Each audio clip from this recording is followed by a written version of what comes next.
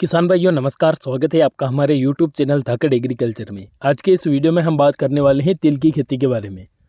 गर्मियों के दिनों में की जाने वाली तिल की फसल हम किस प्रकार से लगा सकते हैं, किस प्रकार से हम गर्मियों के दिनों में तिल की खेती कर सकते हैं, खेत की तैयारी कैसे कर सकते हैं, बीज का चयन कैसे करें, बीज दर कितनी रखें और कौन कौन से खाद डालें, सारी जानकारी आपको इस वीडियो में मिलने वाली है। वैसे तो तिल की खेती की जानकारी के बारे में हमने एक वीडियो पहले भी डाला है, लेकिन उस वीडियो को देखने के बावजूद भी बहुत सारे किसान भाई के कमेंट हमें आ रहे हैं कि तिल की खेती के बारे में जानकारी दीजिए। तो इस वीडियो में हम और भी अच्छे तरीके से आपको पूरी डिटेल के साथ में बताने वाले हैं कि गर्मियों के दिनों में अगर आप तिल की खेती करना चाहें तो वो किस प्रकार से कर सकते हैं और कौन कौन सी फॉर्मेलिटीज़ आपको पूरी करनी पड़ेगी। तो सारी जानकारी आपको इस वीडियो में मिलेगी। वीडियो थोड़ा बड़ा हो सकता है लेकिन काफ़ी ज़्यादा इम्पोर्टेंट आप लोगों के लिए यह वीडियो होगा। तो वीडियो को कंटिन्यू देखते रहिएगा, वीडियो को बिल्कुल भी स्किप मत कीजिएगा। वीडियो शुरू करें उससे पहले अगर आप हमारे चैनल पर पहली बार आए हैं या फिर अभी तक आपने हमारे यूट्यूब चैनल को सब्सक्राइब नहीं किया है तो सबसे पहले चैनल को नीचे दिए लाल अक्षरों के सब्सक्राइब बटन को दबाकर चैनल को सब्सक्राइब कर दीजिए और उसके पास में आए घंटे के निशान को ऑल पर दबा दीजिए ताकि जब भी हम नया वीडियो डालें उसका नोटिफिकेशन आपको मिल जाए और आप तुरंत सही समय पर सही जानकारी देख पाएँ। किसान भाइयों, अगर आप सरसों की खेती करते हैं तो सरसों की जैसे ही आप हार्वेस्टिंग करते हैं उसके बाद में गर्मी का सीज़न चालू हो जाता है। गर्मियों के दिनों में सरसों की हार्वेस्टिंग वगैरह की जाती है तो जैसे ही सरसों का खेत खाली होता है उसी खेत में आप तिल की बुआई कर सकते हैं। और तिल की जो हम खेती करते हैं गर्मियों के दिनों में उसे हम तीसरी फसल के रूप में ले सकते हैं।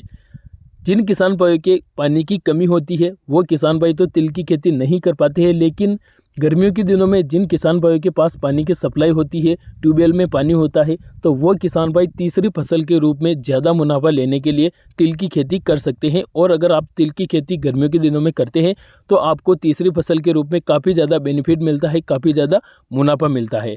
तो अगर आपके पास गर्मियों के दिनों में पानी की सप्लाई है तो आप ये खेती कर सकते हैं। और इस साल तो बारिश भी काफ़ी ज़्यादा हुई है तो हर एक एरिया में पानी की पूरी सप्लाई है।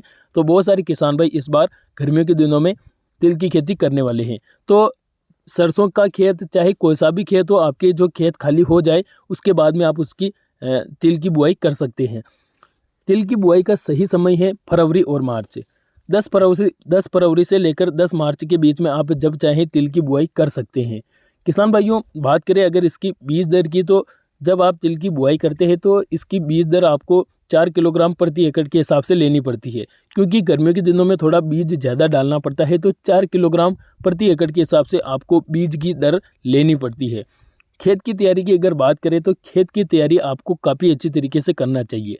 वैसे तो तिल की फसल में हमें इतनी ज़्यादा खाद डालने की ज़रूरत नहीं है। बहुत सारे किसान भाई देसी खाद के बारे में भी पूछ रहे थे, तो देसी खाद अगर आप नहीं भी डालते हैं तो भी तिल की फसल काफ़ी अच्छी पैदावार दे सकती है। तो अगर खाद के बारे में बात करें, आपको खाद के रूप में DAP और MOP दोनों ही खाद बुआई के समय डालना चाहिए। DAP खाद में नाइट्रोजन और फास्फोरस पाए जाते हैं और MOP में म्यूरेट और पोटास पाया जाता है। तो इससे आपके खेत में शुरुआत में नाइट्रोजन, फास्फोरस और पोटास तीनों की पूर्ति हो जाती है।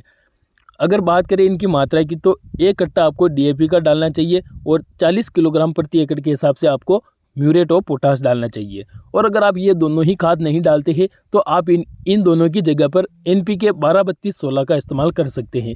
NPK 12-32-16 आप 50 किलोग्राम मतलब कि 1 कट्टा प्रति एकड़ के हिसाब से डाल सकते हैं। और इसके साथ में आपको सल्फर ज़रूर डालना चाहिए, क्योंकि तिलहन जितनी भी तिलहन फसलें होती है उनमें सल्फर की काफ़ी ज़्यादा आवश्यकता होती है। तो आप शुरुआत में बुआई के समय या तो 80% या फिर 90% WDG जो सल्फर आता है पाउडर, उसको आप DAP या फिर 12-32-16 खाद के साथ में मिलाकर डाल सकते हैं। और इसके साथ में अगर आप चाहें तो जिंक सल्फेट भी डाल सकते हैं, जिसमें जिंक और सल्फर दोनों ही चीज़ें पाई जाती है। तो बुआई के समय खास तौर पर ये आप ध्यान रखिएगा कि ये खाद आपको ज़रूर डालना चाहिए। किसान भाइयों, बात करें सिंचाई की तो गर्मियों के दिनों में सिंचाई आपको ज़्यादा करनी पड़ती है और वो भी मिट्टी पर अलग अलग खेत के ऊपर डिपेंड करता है कि आपके खेत की मिट्टी कैसी है। अगर आपकी खेत की मिट्टी रेतीली या फिर कंकड़ वाली है तो उसमें ज़्यादा सिंचाई करने की ज़रूरत पड़ेगी, क्योंकि ऐसी मिट्टी में अगर हम सिंचाई करते हैं तो 2 से 4 दिनों के अंदर ही फिर से उसमें सूखा पड़ जाता है, तो फिर से हमें सिंचाई करनी पड़ती है। और अगर हम काली या फिर चिकनी मिट्टी में बुआई करते हैं तो उसमें क्या होता है कि नमी लंबे समय तक रहती है, तो उसमें थोड़ी कम सिंचाई करने की आवश्यकता होती है। तो आप अच्छे खेत का चयन करें, अच्छी मिट्टी वाले खेत का चयन करें। काली मिट्टी हो सके तो काली मिट्टी में आप बुआई करें, ताकि आपको सिंचाई थोड़ी बहुत कम करनी पड़ेगी। तो किसान भाइयों, इस प्रकार से कुछ फॉर्मेलिटीज़ रहती है जो हमें पूरी करनी पड़ती है, और इसके अलावा भी बहुत सारी ऐसी जानकारियाँ हैं जो हमने इस वीडियो में नहीं दी बात की उनके बारे में। तो अगर आप गर्मियों के दिनों में तिल की खेती करना चाहते हैं तो चैनल के साथ में जुड़े रहें, कमेंट करके पूछ सकते हैं कि हमें इस टॉपिक पर जानकारी चाहिए, हम उस टॉपिक पर आपको नए वीडियो के माध्यम से जानकारी देंगे। किसान भाइयों, तिल की बुआई अगर आप गर्मियों के दिनों में करते हैं तो आपको काफ़ी ज़्यादा अच्छा बेनिफिट देखने को मिलता है, और आप अच्छी खासी कमाई तिल की खेती से कर सकते हैं। क्योंकि तिल की खेती जो होती है तीसरी फसल होती है, और 2 फसलें हम कंटिन्यू ले चुके होते हैं। अगर हम तीसरी फसल भी अच्छी तरीके से ले लेते हैं तो एक साल में हमें काफ़ी ज़्यादा बेनिफिट भी मिलता है, और हमारी आर्थिक स्थिति में भी सुधार होता है। तो अगर आप चाहें तो गर्मी के दिनों में तिल की खेती कर सकते हैं और काफ़ी अच्छा मुनाफा कमा सकते हैं। पूरी जानकारी और A to Z जानकारी के लिए हमारे चैनल के साथ में जुड़े रहें। हम मिलेंगे एक और नए वीडियो में नई जानकारी के साथ में। तब तक के लिए धन्यवाद। जय जवान जय किसान।